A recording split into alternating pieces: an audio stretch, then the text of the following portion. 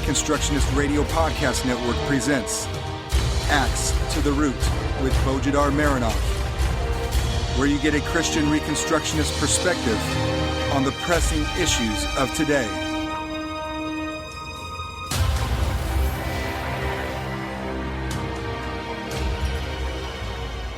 Welcome to episode 17 of Axe to the Root podcast, part of the War Room Productions. I'm Bo Marinov, and for the next 30 minutes we will be talking about Oliver Cromwell, one of the most unique figures in the history of England, one of the greatest Christian and Reformed statesmen the world has ever known, a man of enormous spiritual gifts and yet of incredible humility, a man who could make all-powerful crowned heads in Europe tremble at the mention of his name, and yet his most vehement critics, men of no earthly means or power, could eat at his table without any fear of reprisal or persecution.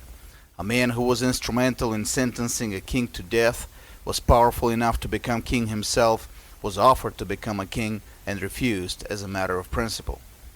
I should add, as a prelude to our specific topic of interest today, he was a man who, more than any other man in his time, understood liberty and defended liberty, albeit imperfectly. A man of strong convictions, he was also a man of sober assessment where the boundaries of legitimate use of power lay and where self-government was the rule. There has never been a man of such absolute power in the history of England, and yet there has never been a man so reluctant to use that power where it was not necessary to use it. As a short biographical info, I will mention that Oliver Cromwell was born in a family that had some history of mercenary service, participation in government corruption, but also public service. The family line came from the Welsh mercenary and adventurer Morgan ap William, through his son Richard Williams, born exactly a century before Oliver Cromwell. Richard Williams became a protege of the powerful minister of Henry VIII, Thomas Cromwell, married his elder sister Catherine, and then, as part of the Cromwell family, participated in the corrupt government scheme of the dissolution of the monasteries under Henry VIII. Richard's son, Henry Williams, continued the tradition of participating in government corruption and eventually became the largest landowner in Huntingdonshire.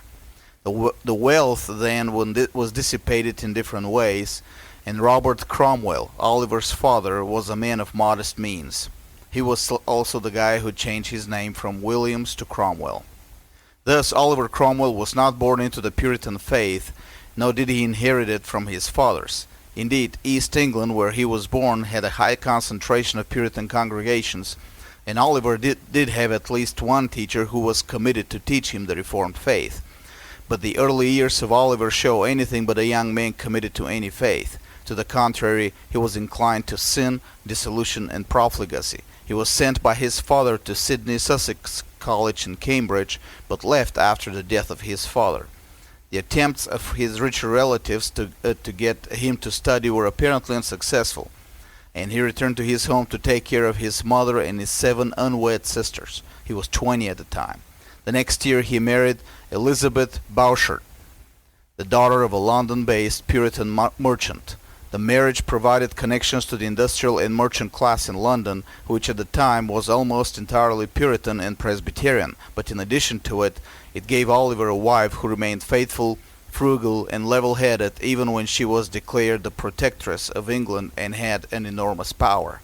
Their marriage was happy, and undoubtedly it was to her credit that the young Oliver embraced the Reformed faith with such ardor and committed his whole life to it. His marriage not only directed his mind and heart towards God, it also unleashed his energy towards productive service, both to his family and his community. Cromwell quickly proved that he was endowed with spiritual gifts that few of the men around him possessed. In his early 20s, while working to provide for his huge family, mother, 7 unwed sisters, and a wife, he entered local politics with enthusiasm and quickly earned himself the fame of a man who doesn't compromise on his principles. Now, whether at that time all his principles were right and correct is a different issue. For a young man, he was perhaps unusually active. He got in disputes with the local elites and eventually was even called before the king's privy council to be chastised.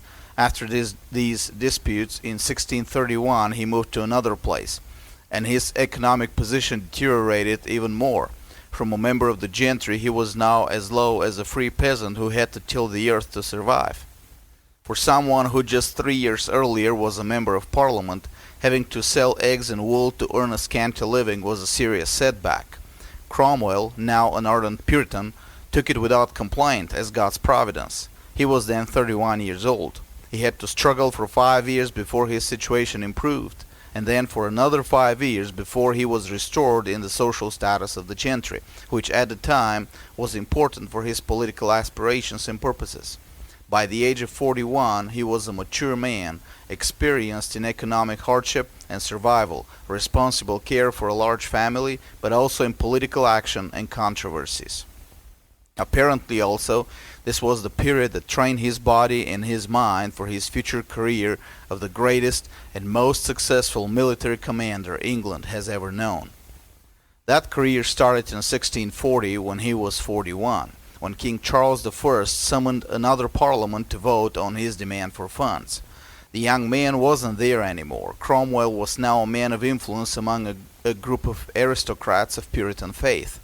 And he wasn't shy. He was one of the first speakers, and his first speech was a call to the king as a condition for support from the parliament to free from prison the Puritan preacher John Lilburne. The king dissolved the parliament in 3 weeks, for which reason it was called a short parliament. That didn't solve his problem with funds, so he had to call it again. And this started the king's downfall. In 1642, the conflict between the king and the parliament became a military conflict. Naturally, the majority of the trained soldiers of England, most of them aristocrats, sided with the king. The parliament had to assemble and train its own army, comprised entirely of people who were ordinary commoners and amateurs. And here's where the real spiritual gifts of Oliver Cromwell were manifested and applied in practice. In fact, we can't understand his consequent influence and total dominance of the politics of the Commonwealth unless we understand his almost supernatural ability to train and lead people into battle. All his contemporaries, whether critics or friends, agree that if any man was born for that specific time, to train a new army for the specific demands of the time, it was Oliver Cromwell. In 1642, at the age of 43, he had no military experience whatsoever. By 1645, he had assembled his own cavalry unit and had led it in several important but indecisive battles. In early 1645, Cromwell initiated military reforms which led to his new model army, an army of peasants and city workers, Roundheads as they were called, as opposed to the aristocratic cavaliers, admitted only on the basis of their Protestant faith and their willingness to undergo severe training and obey the strictest discipline. In the words of Cromwell himself, I would rather have a plain, russet-coated captain that knows what he fights for and loves what he knows, than what you call a gentleman and is nothing else. Several Puritan commanders took part in the training of this new army, but Cromwell was the main influence behind it, and he specifically trained the elite of it, the cavalry corps.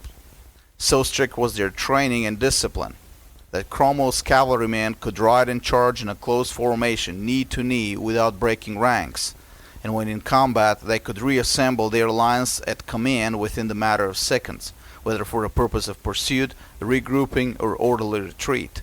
Before him, such maneuvers were only possible for well-trained infantry.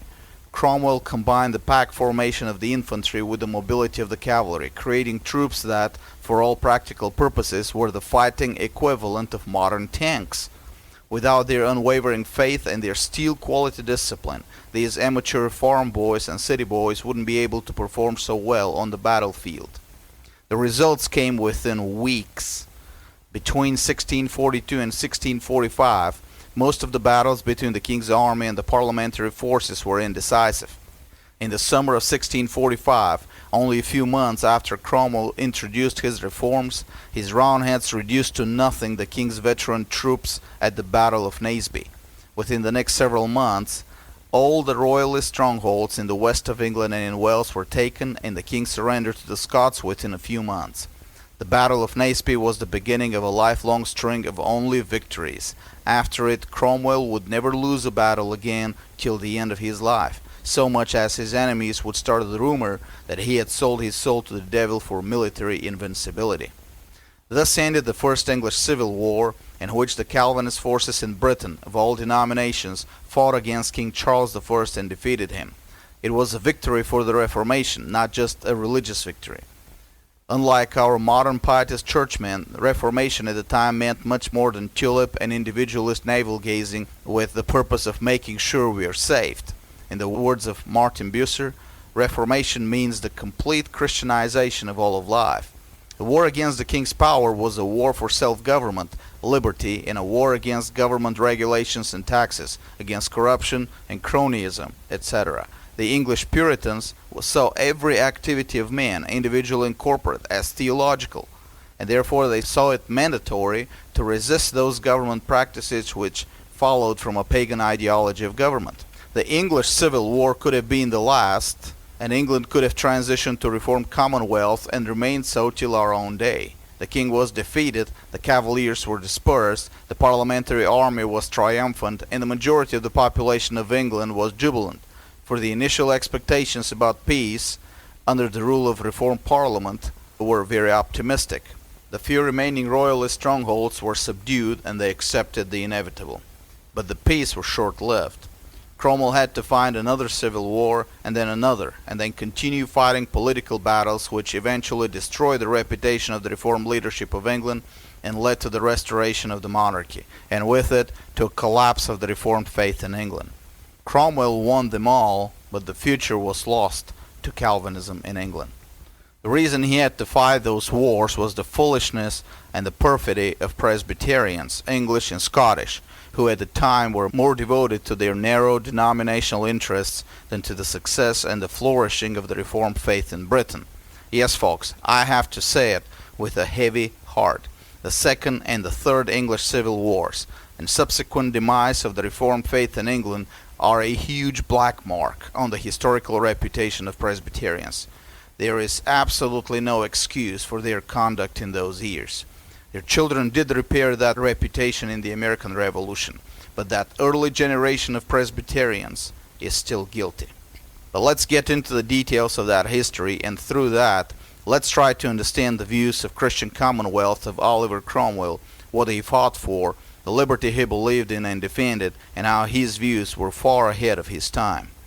The political system at the time of the Long Parliament was such as most of the members of Parliament were not elected as today by popular vote, but by a complex system of patronage and nepotism. The members still formally represented their districts or counties as polities, but they didn't have to be approved by the majority of the population.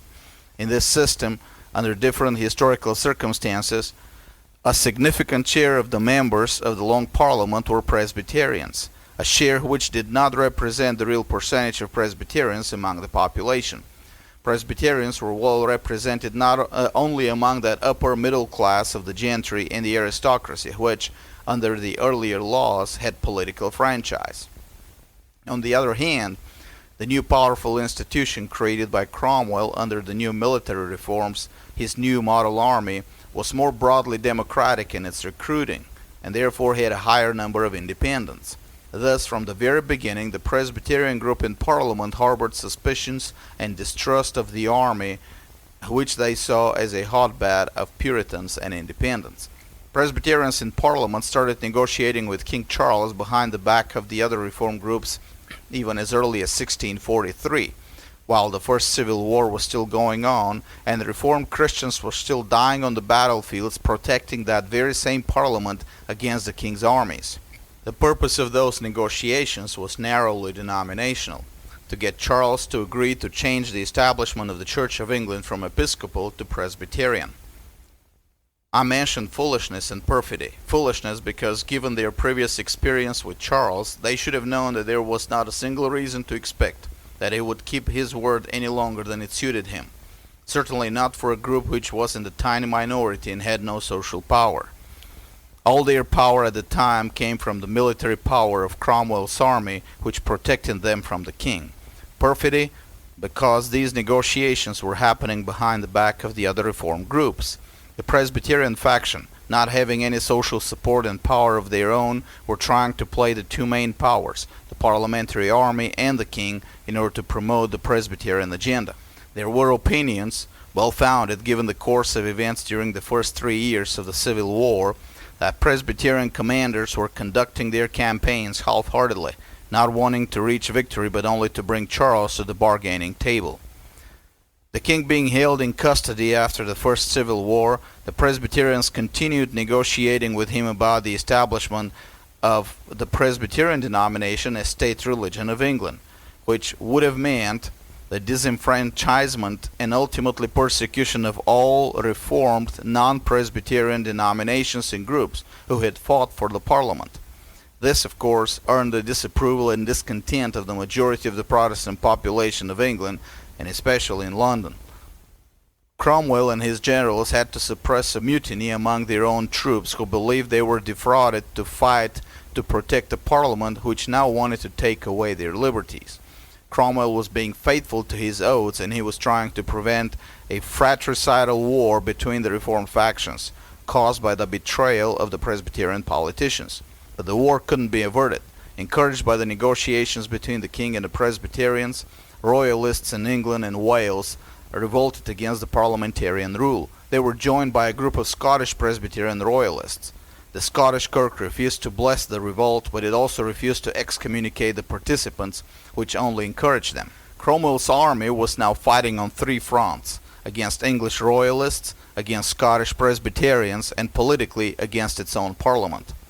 Despite being heavily outnumbered, keep in mind that the insurrectionists also brought in mercenaries from the continent, Cromwell and his generals defeated all their military opponents, and that within less than a year. In the course of the war, though, the army leaders became convinced that as long as Charles was alive, he would plot against the Parliament and would use lies, false promises, and manipulations to set the different reform groups against each other.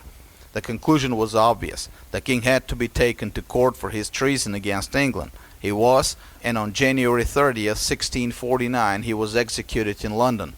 England was proclaimed a Commonwealth, that is, a republic under the rule of the Parliament. Still, no charges were brought against those Presbyterians in Parliament who conspired with Charles. But this was not the end of the civil wars. Charles I was dead, but his son Charles II was now conspiring. He offered the Presbyterian establishment to the Scottish Covenanters, and in 1649, just a few months after the end of the Second Civil War, Scotland's leaders pledged loyalty to Charles II as their king. In this, they were in violation of their oaths to the Commonwealth between England and Scotland. The reason? The English independents didn't want to allow the sort of narrow denominational establishment that the Scottish Kirk leaders and the English Presbyterian politicians demanded. The resistance against this narrow denominationalism was so strong in England that Cromwell's close friend, the poet and writer John Milton, author of Paradise Lost, wrote the following poem expressing his and other people's disappointment of the treachery of the Presbyterians, calling them the new forcers of conscience. And I'm reading the poem now. Because you have thrown off your prelate lord, and with stiff vows renounce his liturgy, to seize the widowed whore plurality, from them whose sin ye envied, not abhorred. Dare ye for this adjure the civil sword, to force our consciousness that Christ set free, and ride us with the classic hierarchy taught ye by mere A.S. and Rutherford. Men whose life, learning, faith, and pure intent would have been held in high esteem with Paul must now be named and printed heretics by Shallow Edwards and Scotch What'ya-call.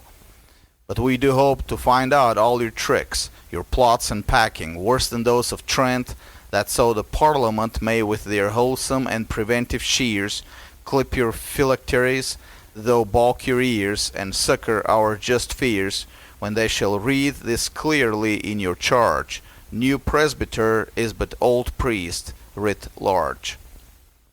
End of the poem. By this time, Cromwell had emerged as the undisputed leader of all parliamentary forces. His former superior, Lord Fairfax, withdrew from command, unwilling to participate in a campaign against Protestant Scotland.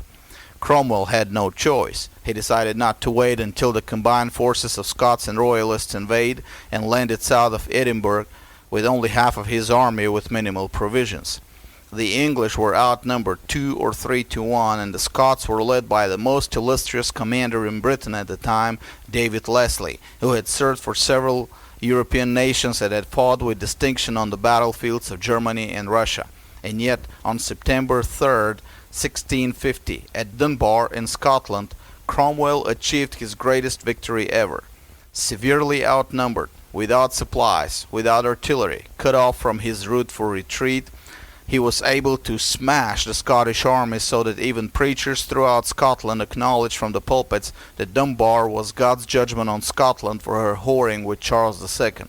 At the cost of only 20 English killed, the Scots lost close to 3,000, and between 6 and 10,000 Scots were taken prisoners, almost as many as the whole English army. It is because of this victory that some modern so-called Covenanters like to refer to Cromwell as a tyrant. But there is no ground for such a sentiment. Cromwell was now the master of Scotland as he was the master of England, and yet he ordered no reprisals, no persecutions, no executions. The churches of Scotland were left unmolested. The political elite of Scotland was allowed to continue maintaining the social order. Not for a second did Cromwell allow any bitterness against brothers in the Reformed faith control his actions. He sincerely believed that they were simply deceived, and he acted like it. And while Cromwell, the alleged tyrant, made sure no one was persecuted, Charles II, for whose crown so many Scots died, made sure, right after his ascent to the throne many years later, that death sentences were issued on many religious and political leaders of Scotland, and he also tried to enforce religious conformity on Scotland. As I said earlier, the stupidity of that generation of English and Scottish Presbyterian is just mind-boggling. It's hard to explain such perfidy in dealing with brothers in the faith and such foolishness in fraternizing with the enemy. For the rest of Cromwell's life, the battlefields were quiet, but he had to act in the political arena against Presbyterians again who wanted to force the conscience of others. He was a military dictator now, euphemistically called Lord Protector. But we need to understand that there is a difference between a military dictator and a military dictator. After all, in our times, we had military dictators as Pinochet in Chile or Kenan Evren in Turkey, who used their absolute power to prevent a takeover by even worse dictatorial regimes or to restore order after political and social turmoil. Cromwell did use his power several times against the parliament, always to prevent passing of laws that would bring more tyranny and destroy freedom of conscience. On the other hand, he had tolerance for critics and dissenters, unusual for any powerful person at the time. Cromwell eased the laws for admission of Jews and Muslims in England, ignored the reports of secret Roman Catholic services in private homes in London, and restrained courts and governors who were a little too anxious to persecute dissenting religious groups like the Quakers. George Fox, the founder of the Quakers, who was a vehement critic of Cromwell's regime, was even invited to Cromwell's table a few times and was allowed to preach and prophesy on the most powerful man in England and perhaps Europe as well. Cromwell also organized a nationwide fundraising for the persecuted Waldensians in Savoy, a charismatic group which in his time had a broadly Protestant evangelical confession, and he also intervened diplomatically to end their persecution. The only spot on his reputation of tolerance were his actions against the Irish Catholics, especially in the siege of Drogheda. But even there, the case could be made that those actions were only directed against combatants. Now, personally, I don't want to defend him there. I personally believe that Cromwell's actions were indefensible, but some historians show evidence to the contrary. All in all, Cromwell seems to have been willing to use his absolute power only against other men in power, men who would be tyrants over other men's purses and consciences. Towards the common people of England and towards his Presbyterian brethren, despite their treachery by the standards of the time, he was the most lenient, powerful man of all times. So what were the differences between Cromwell and the English and the Scottish Presbyterians? What made the Presbyterians so committed to ignore their shared faith with Cromwell and the Independents and conspire with crowned heads known for their profligacy, debauchery, and tyrannical inclinations? Cromwell was a Puritan, an independent, a position closer to the congregational form of church government, except that in Cromwell's time it was even more radical in favor of a less structured church hierarchy.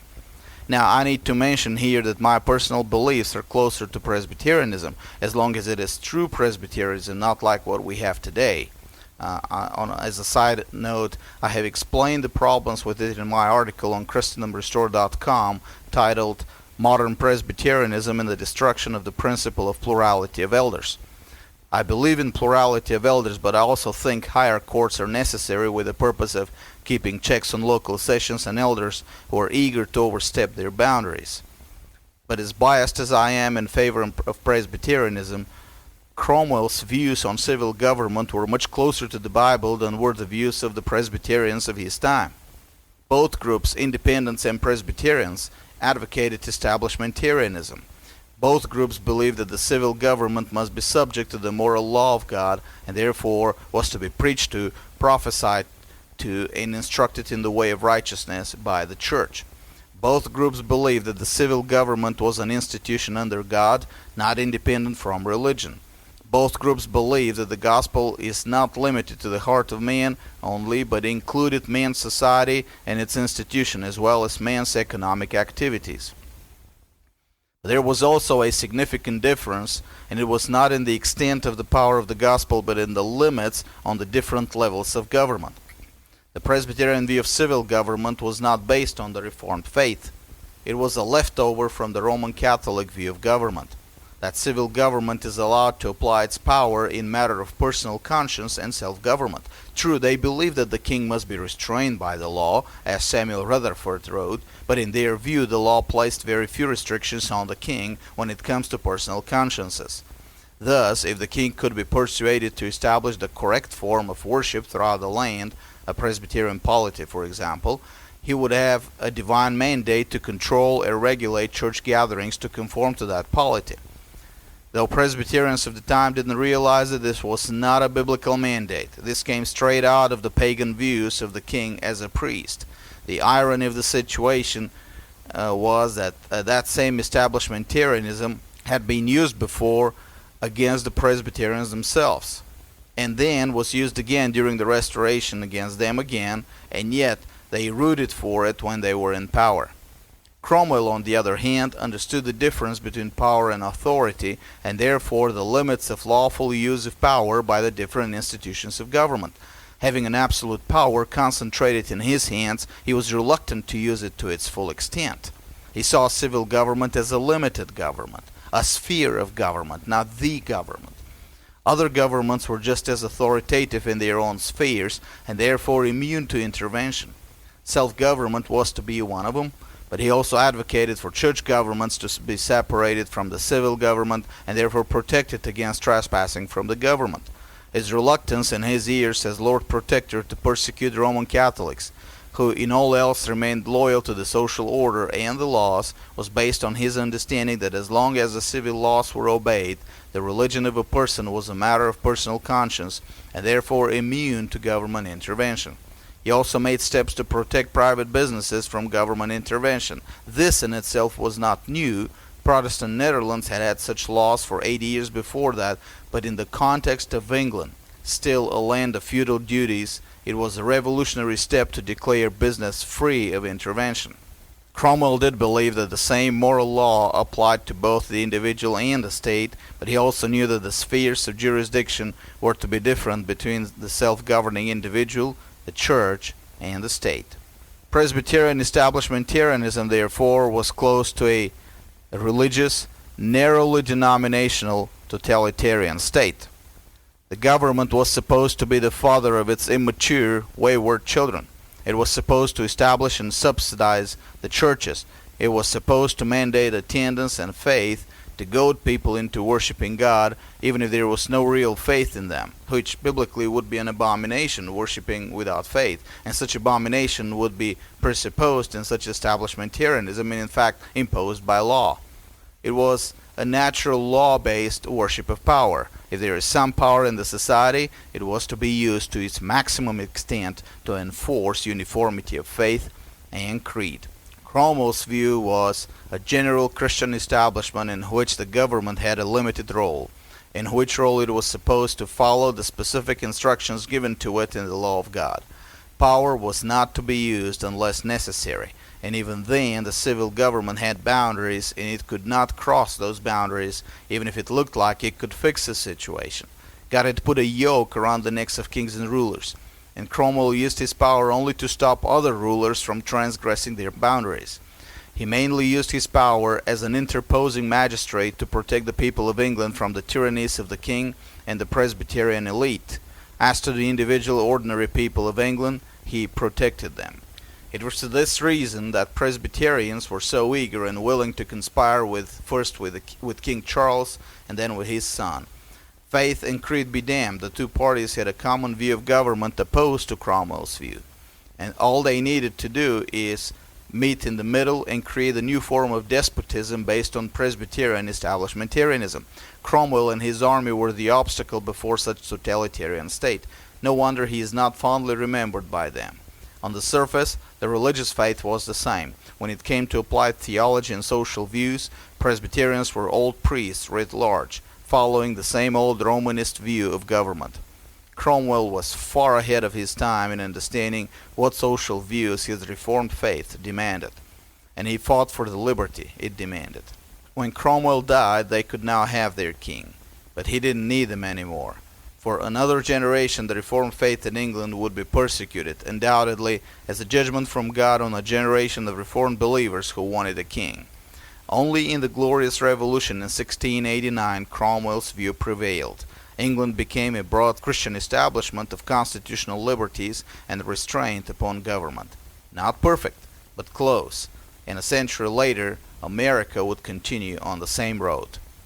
While the situation in our day is not perfectly similar to that in 17th century England, we have a number of Christians today who do not understand the law of God, do not care for the law of God, and yet still advocate one or another action of the civil government. Most of their ideology of government is not biblical. It comes from the modern popular theories, which are all children of the Enlightenment, and it's neo-paganism.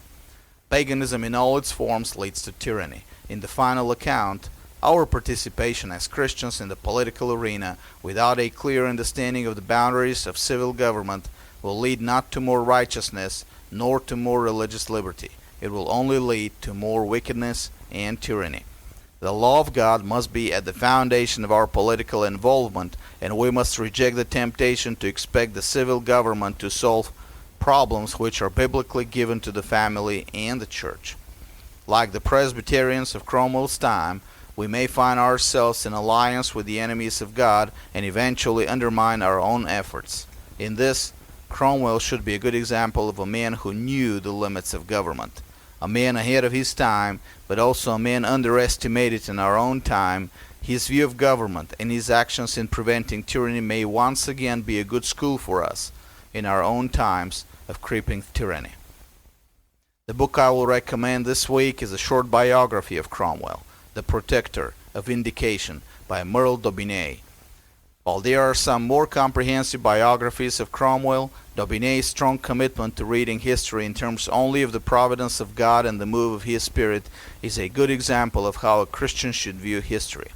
R.J. Rushton in his systematic theology reserves very high praise for Daubigny's philosophy of history and his view of the providence of God, and you will see it in this book.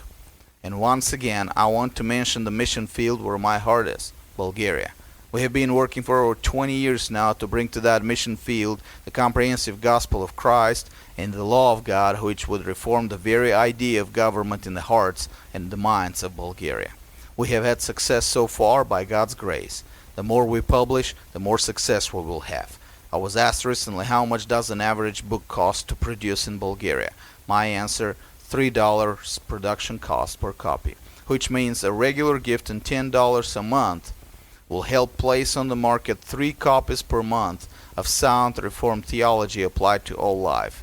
When we have the critical mass of books on the market, the civilization will be changed. BulgarianReformation.com. Donate. God bless you all. This was a Reconstructionist Radio War Room production. Axe to the Root with Bojidar Marinov. Please visit bojidarmarinov.com and reconstructionistradio.com/Axe to the Root.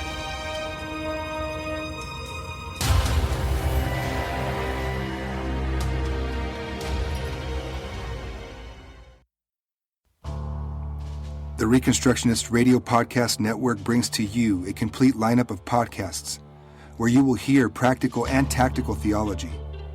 Our desire is not simply that you consume our shows, but that you also live out your faith in every area of life. We can talk all day long about these things, but if we fail to put them into practice, then we fail as ambassadors of Jesus Christ, our King. Subscribe now to your favorite Reconstructionist Radio Podcast Network shows, or you can subscribe to the Reconstructionist Radio Master Feed, where all of the content we produce, including the audiobooks and audio articles, will pop up as soon as they are available. And don't forget to visit reconstructionistradio.com to volunteer as a narrator or to partner with this ministry financially. May the Holy Spirit stir you into action for Christ and His kingdom.